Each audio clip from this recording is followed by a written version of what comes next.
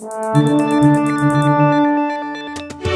Nate, for people filling out their brackets now, one of your chief bits of advice is don't buy the hype about the hot team. But actually, a couple years ago, the hot team, Connecticut, won. So what do you think about that? So sometimes you look smart if you're making basketball picks. Sometimes you look not as smart. Last year, the formula had Kentucky as the best team in the country. They won.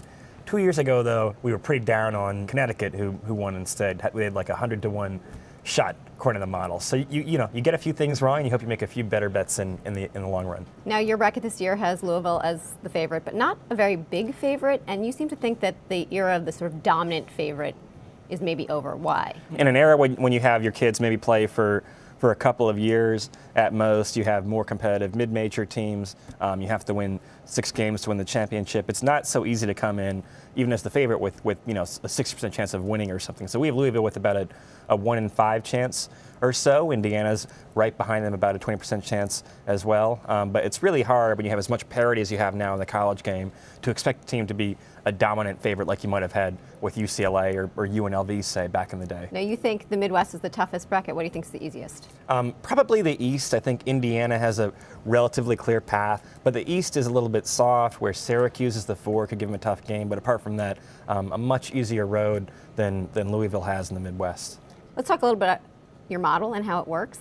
You start with something that you call a power rating. What goes into that? So the power rating I use 4 different ones, 4 different formulas that other people design that are all a little different, but have proven to be pretty reliable in the past. So they're looking mostly at just top-level results, meaning who did you play and how much did you win by, and kind of crunching the numbers in that respect. So it doesn't ignore results like Miami had some bad losses early in the year, also a lot of good wins. It accounts for all that together in an objective way.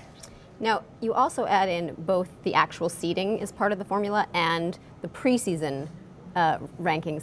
Why does it put so much emphasis on the preseason? So the preseason part is a little controversial, and the thinking here is, well, first of all, when we've back-tested the program, then this helps you make some predictions at the margin. But the reason is that when you play even a 30-game college basketball season, there's a fair amount of luck involved. Remember, NBA teams play 82 games instead, not only 30. A lot of the games college teams play are against inferior competition. So the preseason ranking tells you something about what the consensus was about how much talent they had going in. It might account for things like the long-term strength of the coaching and the program. And so in general, we found that we have teams that, like Miami, for instance, that have a great overachieving year. They tend not to perform very well in the tournament. Okay, for the people who are serious about betting on the game and are serious about winning their pools, you say that high-risk strategies can often pay off. What do you mean by that? Well, so if you're in a pool and everyone's picking the same team, then you're not really kind of capitalizing on that asset if you get it right very much. So you'd want to pick a team that's maybe a little bit overlooked. If you're in a pool, say I'm from Michigan, if you're in a pool with other people from Michigan, you don't want to pick U of M or Michigan State, probably a bad idea. So it's not just about picking the favorite. If it's close, if you think there's a seed, for example, Wisconsin is a 5 seed, a tough team potentially.